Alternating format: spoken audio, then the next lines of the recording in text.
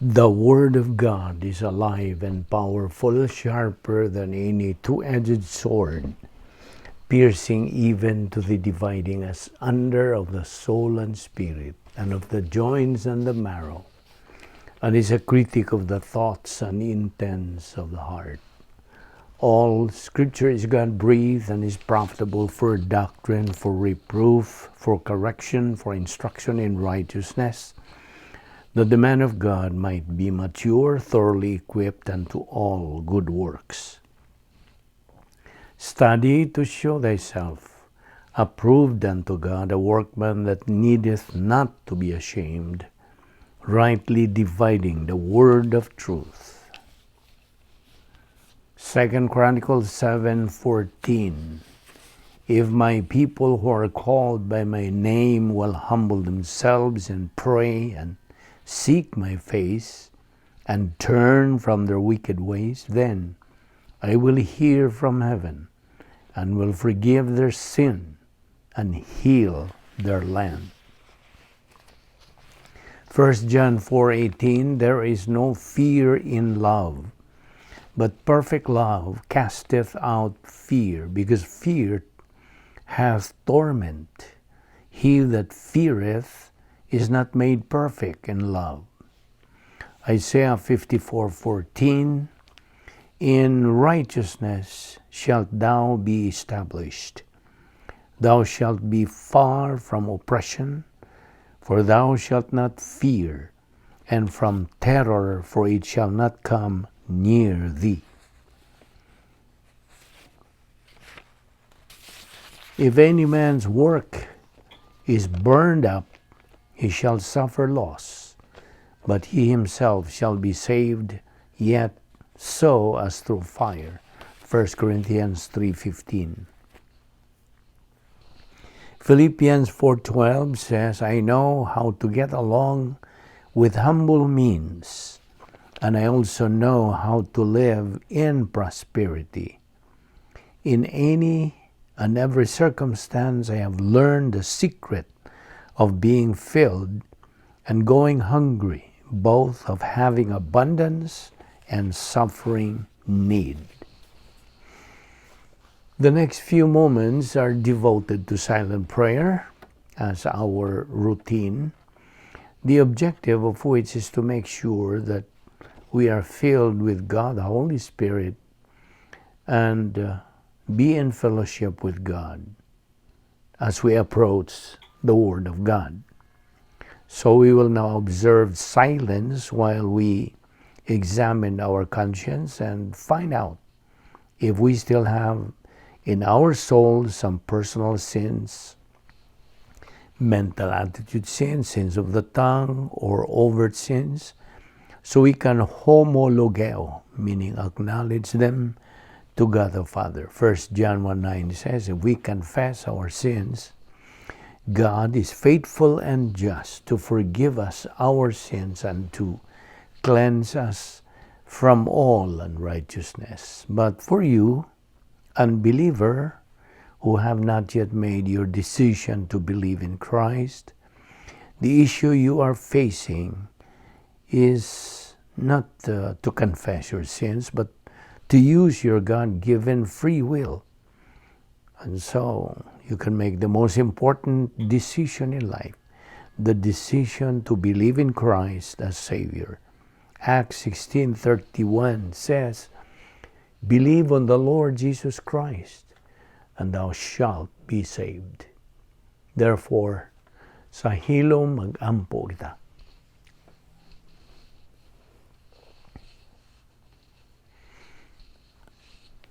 Amahan namong langit no, nagapasalamat kami kanimo, nininglayan no sa mga higayon, nga imong gipadangat kanamo.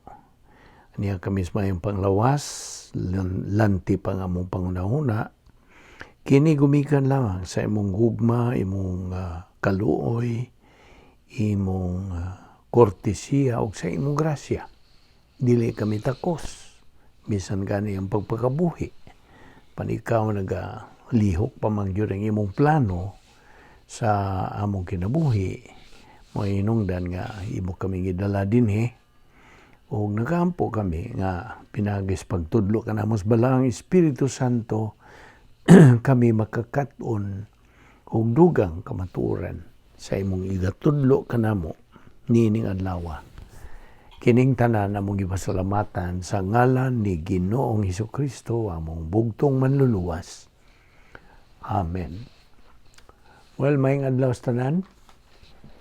Atong mga subscribers and our friends and our fellow believers, welcome. Aniya pa kita magadupot sa atong tunanan nga giuluhag Colossians chapter 3. Okay, niya naman tamo tukbil excuse me. Bahin sa divine institution number 2. Okay, there are 4 major divine institutions. The first is volition, our free will. Next is marriage. And then the third is family. And the fourth is the nation. Okay. Ato naman gisgutan nga. The authority in marriage is the husband. Kaya siya man ang pangulo. He is the leader. The function of wives is that of responders. Tigtubag lang. While sa bana is that of initiators. Now, ato rin kung hinumduman katong 10 problem-solving devices, ato rin nagisgutan kagahapon, no? Operation RFFG DPIHPO. Well, we don't have to elucidate on this topic kay every now and then ato manggihapon kining tukbilon. Anyway, kinahanglan gyud nga di na gyud makalimtan nato kining 10 problem solving devices nga gisangkap sa Dios kanato ingon nga mga magtotoo nganuman tungod to maintain humility and integrity as believers. Now, we have to live our life as unto the Lord and live it as if it is our last. Ingon nga murag maunay katapusan nato adlaw. Every day, of course, we live one day at a time. And so we have to live our life in the light of eternity. Excuse me. Nato sang i-clear kining atong tilaw. Okay, so you see, ang yun natong hinumduman, we have to bear this in mind, that God has a perfect plan for our life. Hingpit yun ang iyang plano sa atong kinabuhi. Ug sanglit nga ang iyang plano sa atong kinabuhi hingpit man, dili na gyud mausab ang Dios. He does not and never change. In fact, that is the kanang number 9 sa iyang divine attributes. You see, He is immutable. Dili na gyud mausab. And since God does not change, then He is lovable, worthy of our love, our personal love. Now, dihas kami niyoon, it is doubly important sa paggamit sa doktrina sa personal o impersonal nga gugma. The husband must have impersonal love ngadto sa iyang asawa, just as the wife must have impersonal love towards her husband. Ug atong hinumduman nga we earn these kinds of love from God's Word. Nga naman, sa mga basihan natong bersikulo, we love Him, meaning God, because He first loved us. Siya mahinguna og higugma kanato. In fact, He is love Himself. So, paminaw, ang usa ka tao, makaangkon siya og pagsalig siyang kaugalingon tungod sa iya nang naangkon nga katakos. O kini nagkahulugan og cognitive self-confidence. That's capacity for life. Now, ayaw na gyud kalimti katong atong slogan nga Operation SLBA. Unsa kadto to? S, study. L, learn. B, believe. A, apply. So study, learn, believe, apply. Mo na atong slogan. Yun atong ministry. Og by the way, as we have said, marriage as we know it is a corporate testimony. Og ikapila kining divine institution, kining kaminyoon, ikaduha. Marriage is God's second institution that He established. Now, kung bahin na sa angelic conflict, kining gubat nga langit nun, espirituhanong gubat, tali sa puwersa ni Satanas o sa puwersa sa Dios. O kita, anas taliwa. Okay?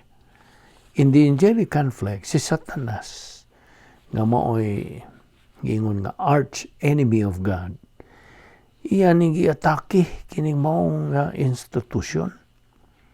Kaya ang iyang tumong gyud, Satan's goal is to destroy it. He even started to destroy. Diin man niya sugdi. Dito niya sugdi, dito sa Harden sa Eden. You see? Dito gyud magsugod. Okay, now, again, Colossians 3:1-3, nagaingon ka na, put on the new self. Isulob na gyud ang inyong bagong pagkatao. O ang versikulo 18-25, naghisgot kini og family relations. Now, ang kalampusan sa usa ka kaminyoon, success in marriage, ingon nga mga Kristohanon, nagaagad lamang sa lig-on o kanang malampuson nga espirituhanong kinabuhi of both husband and wife. Hinumdumi ka itong triangle of marriage. Hinumdum ka pa ba?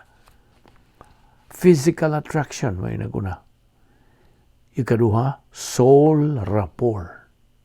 Ikatulo, spiritual life. Tutukin ang spiritual life, ikatulo. This is the third of the triangle of marriage that is the thing that makes strong and successful marriage. Kay both man ang asawa ug bana na nag-iyan ini espirituhanong kinabuhi. You see? They are like-minded. Sila, bana ug asawa. Unya, nuntan pag yun sa atong pagsunod ni ining Royal Family Honor Code. Namdong ka? Na nasa Galacia 5:14. Now, nga nagaingon, you shall love your neighbor as yourself. Kana, virtue love. Mao kanay description yun niya na.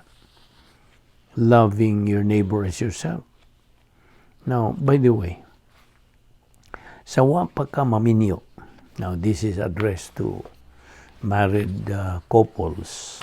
Before you got married, you went through 3 stages. Dihay tulo ka mga ang nga imong giagian. Ang naguna nini, attraction. Okay? Blind stage of romance kini. Now, of course, imong gamiton ingon nga Kristohanon, gamiton na nimo kadtong problem-solving stage using the 10 problem-solving devices. Mao ni attraction una. Ikaduha, ang inyo ng compatibility. I mean, sa imo ng pag-agi, of course, you pass through these stages. The second is compatibility. Kining compatibility, this is the enlightened stage of romance. Ang attraction is the blind stage of romance.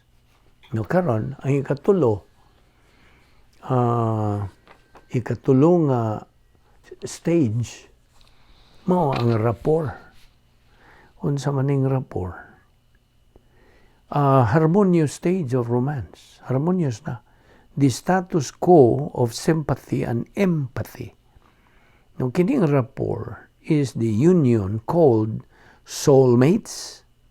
Well, of course, na naghisgutan ka na sa Colossians 3, 18-19, ug sa Episos 5. Now, okay, so, hinumdumi na itong upat ka Diyos nun nga mga katukuran o institutions.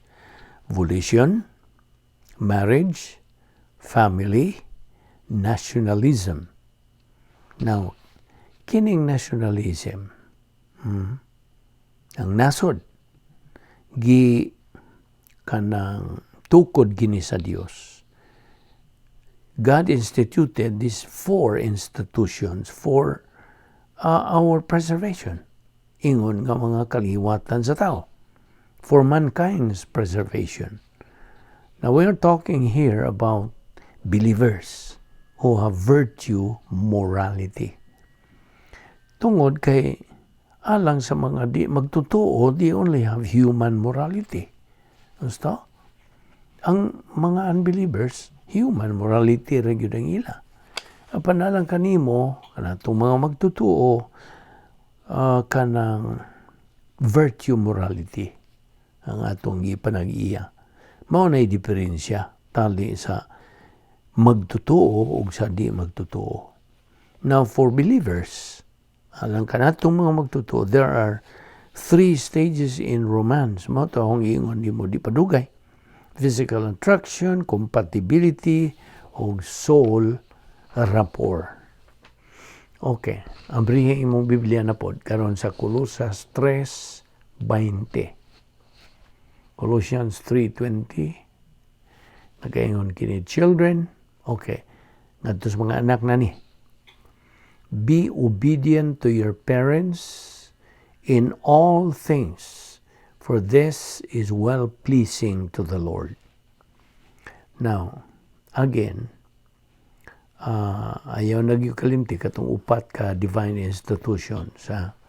Volition, marriage, family, nationalism. Now, atong balikon sa pagpahinumdom nimo nga si Satanas, being God's arch enemy, he is always on the go to destroy and devastate niining upat ka mga 4 divine institutions.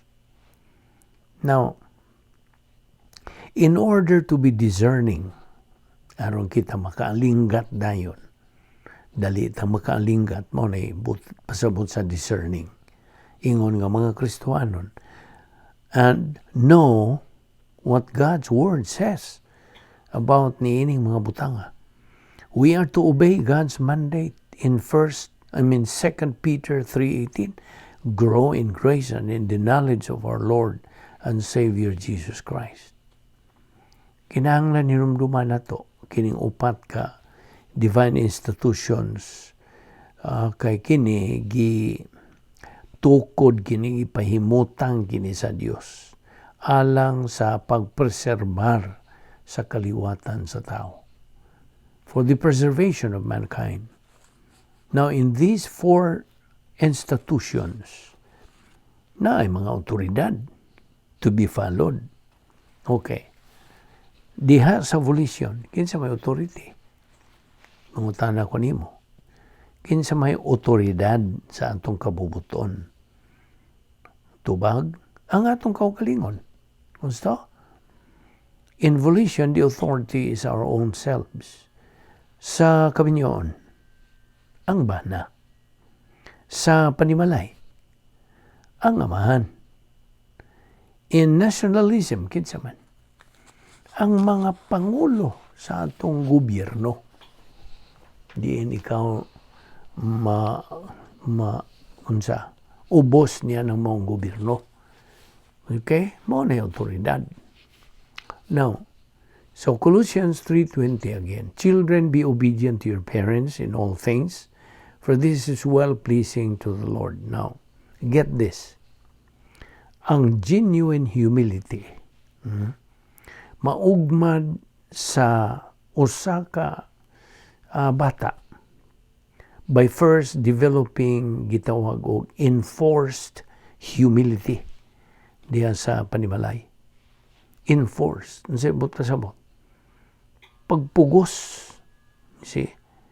Pugson yun, enforced.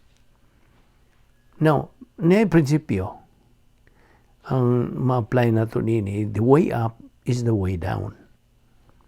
Now, let us remember the principle, spare the rod, spoil the child. Okay? Children should be trained to be oriented to authority. Na mao ni question karong panahon na. Okay? Problema yun. Ang mga ginikanan ganiwa na. Dili na husto ang ilang matuto. Pagpadako sa ilang mga kabataan. They just don't care. Kaya nga naman, may kamaturan. Your children should be trained to be oriented to authority. Kaya kung dili na nimo ma-train umayo inyong mga bata, now, kamo gyud ang mabasol, kamo gyud ang mga sa way katol, ini kadagko na nila. Kaya di naman na sila, wakiwa man maanad, di naman na sila mutahon o bisag unsang otoridad. Wala. Bisag unsang otoridad. Unsa man mga otoridad, labi ang kadaghan. Bisag sa talingi, otoridad. Na ay kapulisan, na ay mga kasundawhan, na ay mga law enforcement agencies, na ay mga maestro, mga coaches sa mga paugnats kusog, mga basketball na amangyoy authority. You see, bisan gani ang mga traffic signs, authority man na. You see, kanang traffic sign go, traffic sign nga stop, these are authority represented by niini mga signs. Na kunang usa ka bata nga wala lagi mabansay, I think that's the right Visayan word, nga wala mabansay sa ilang pagtubo, di na ginamutahon, inigkadagko nila. Wala. They are disoriented to authority. So, narabay prinsipyo niini, paminaw. Authority without freedom is tyranny. But freedom without authority is anarchy. Nakasabot ka ba? Itong Visayon. Ang otoridad nga walay kagawasan, usa ka panlupig, pagdaog-daog. Apan ang kagawasan nga way otoridad, anarkiya, but pasabot, way gisunod nga pamunuan o balaod, way kahusay, anarki. So na, prinsipyo na. So again, kung balikon nga, God established 4 divine institutions for mankind's preservation. You see? Volition, atong kabubuton, kaminyoon, panimalay, o ang nasod. Prinsipyo, na naidaghantang prinsipyo din hiyon. Ang usa ka magtutuo nga mogamit lamang sa iyang pagbati, sa iyang espirituhanong kinabuhi, arugante na siya. He who uses his mind, mentality of his soul, mao nay mapausanon. Nakita nimo? A believer who only uses his emotion in his spiritual life is arrogant. Mapahitason. Apan siya nga nagagamit sa iyang pangunahuna, mentality sa iyang kalag, kana mapaubsanon. Now, kaya ang usa ka magtutuog yun, should be able to think. Use your head. You see? Also, let us remember the famous principle: authority without freedom is tyranny. Freedom without authority is anarchy. Now, diha sa Colossians 3:21, naghisgot ra ba na diha og exasperate. Ayaw i-exasperate ang inyong mga anak. Ang buot pasabot, the original word sa Griego is iritizo. Ang buot pasabot ng iritizo, to feel resentment, kaligot-got. Ayaw ninyo kanang inyong mga anak baton sila kalagot-got, exasperate. Unya kanang Ephesians 6:4 pod, naghisgot ka na og provoke. Par orgidzo ang Griego nga pulong. Ang buot pasabot, to cause someone to be provoked, gipalagot. So bantay ini mga bersikulo, duha nga akong gihatag nimo. So sa atong pagpadayon sa pagtuo ning espirituanong kinabuhi, ato nang nahibawan nga kini dili kasagarang paagi sa pagkinabuhi. Ug mao kay dili man kasagaran, nanginahanglan pod og dili pod kasagarang paagi sa pagtuman nini. Kay kini di man kasagarang paagi sa pagkinabuhi. Og the supernatural way of life pinaagi sa faithless life. Unsa to ning faithless life? Kinabuhi nga may pagtuo nga nagdala og pahulay. The faithless life. O kini makinabuhi lamang sod sa usa ka dapit. Unsa mang dapita? God's power sphere nga mao ang operational divine dynasphere. Now, this is a system of thinking. Di man ina. Hindi man na makita. This is invisible. Ni ana sa itong panguna-una. Di man Kaya ang una-una rabagin nato, mo itumong sa pulong sa Diyos. Sabot ka?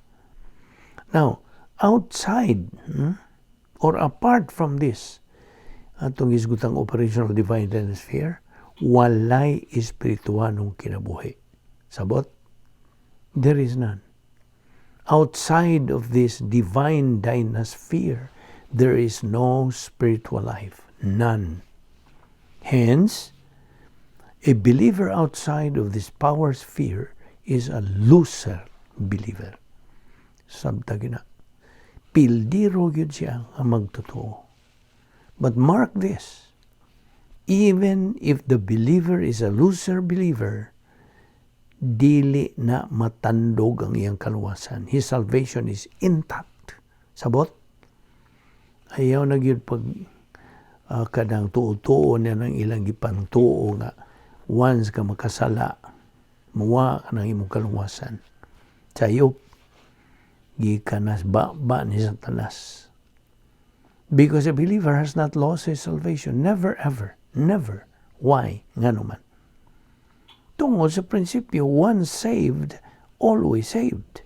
And this is also covered by the doctrine of eternal security. You are eternally secure kung mituo ka na kang Ginoong Kristo nga imong maduluwas. Yes, he is saved. The believer. But his life in this world is in a miserable state. Kasabot ka. Nga namang na miserable mang iyang kahimtang siyang kinabuhi. Bisan tuod siya magtotoo. Bisan tuod siya luwas.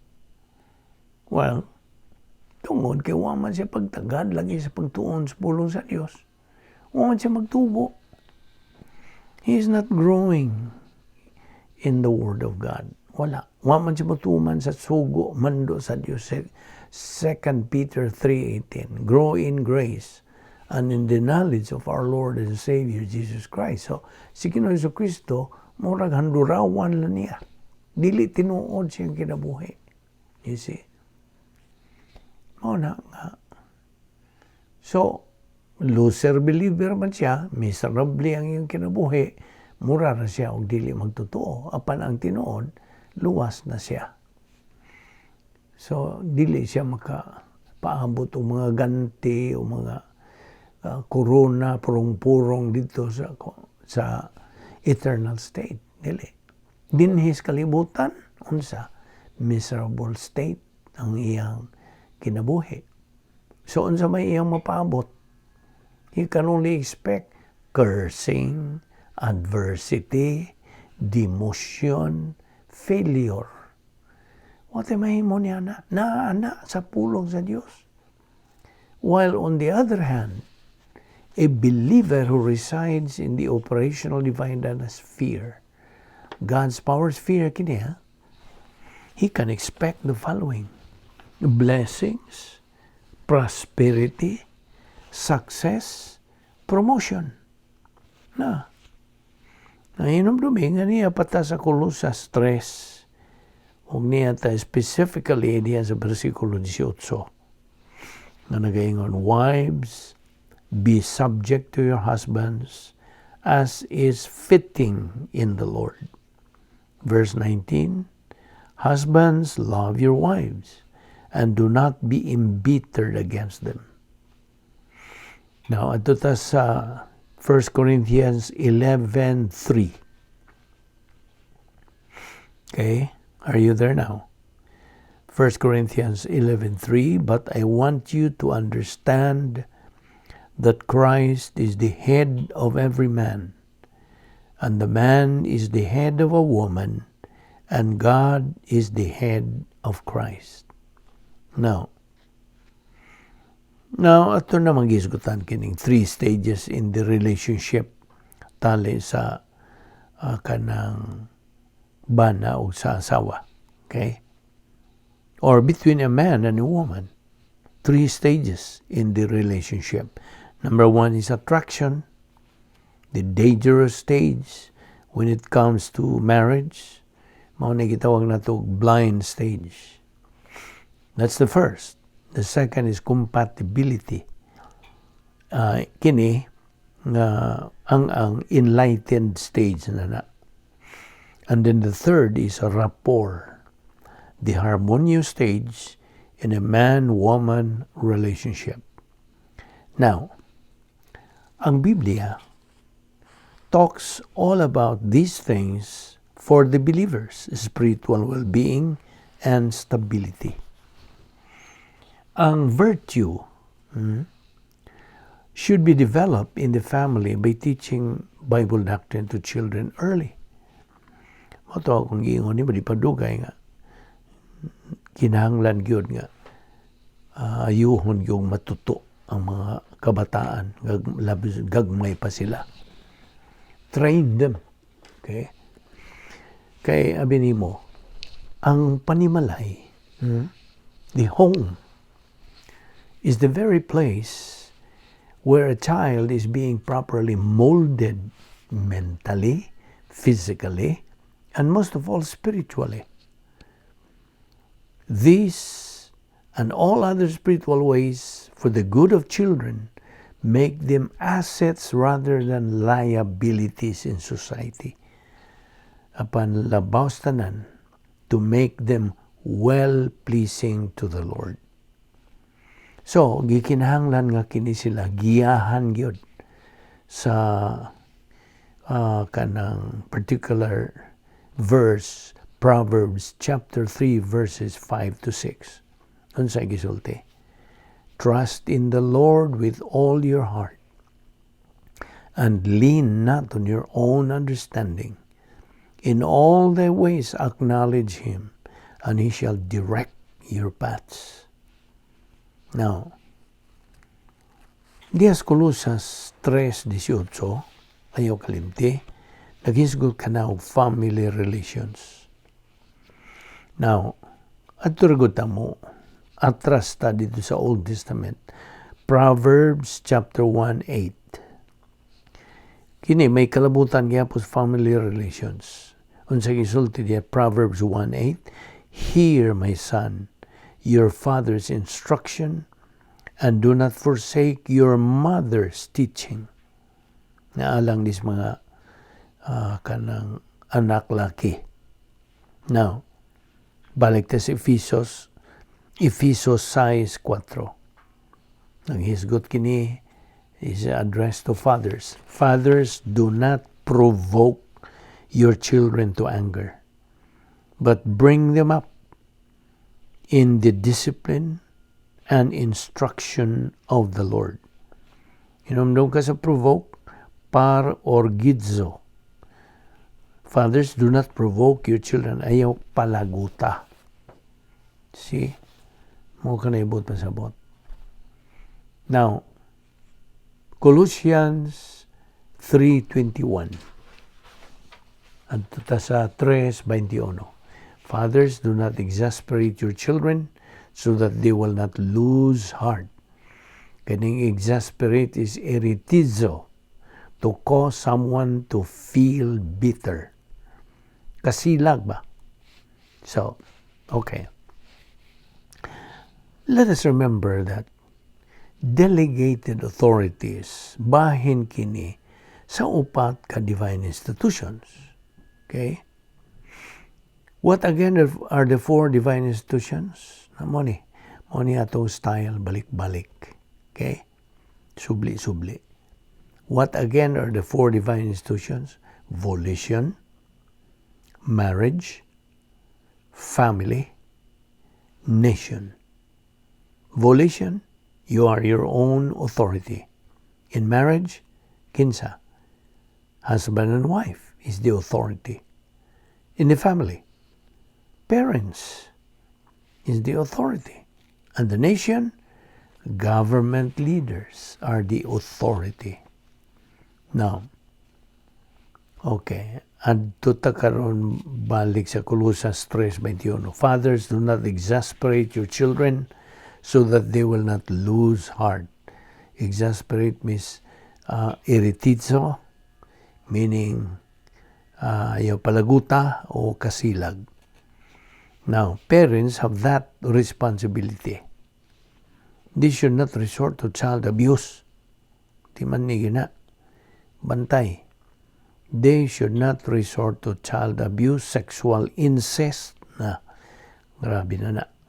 They're considered as soul abuse. Soul abuse, pag-abusar sa kalag.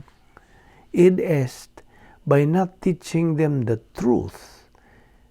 Ejemplo, by not teaching them the difference between right and wrong. By not teaching them not to touch other people's property and rights. You see? Tudloan naman yun ang mga kabataan, gagmay pa sila. Ayaw kanang hilabdi ng mga butanga kay dili na imo. Ayaw na buhata kay di maayo. Kini kay maayo. All of those things. Now, next thing that parents should consider with regards to their children is not to cause them to fear. Like, to be afraid of ghosts. Bitaw na gagmay pa. Ingno na mga bata, ala, di gani kamuhig daron, la, naharabay wak-wak, na itiaw. You see? Mo gani sa gagmay pa. That's part of emotional abuse or psychological abuse. Wakakibaw? Emotional abuse na So, maon nga kita mga ginikanan should know God's instruction manual. Kini nga itong itunan, wabari kakibaw nga kini instruction manual ni sa Dios. Aron nga kita will be able to deal with our children in the proper way. You see? Kaya kung wate pagtuon, nagkayanggaw, nagkaguliyang, nagkagubot lang. Mga nabantay, kining soul abuse, makaguba kini sa panguna-una thinking skills of children. Makaguba. Now, doon ay 5 ka mga kategorya sa child abuse. Now, kung interesado kang may baon nini, suwat lang po na gusto ka. 5 categories of child abuse. Sexual incest abuse. Ano sa may pasabot yun yung sexual incest abuse? Well, ibaw na ka amahan versus anak. Anak versus amahan, unsa na mga igsuon magunay. Sexual incest abuse. Unsa pa? Ikaduha, physical abuse. Ikatulo, soul abuse. Ikaupat, emotional abuse. Ikalima, neglect and deprivation. Muna.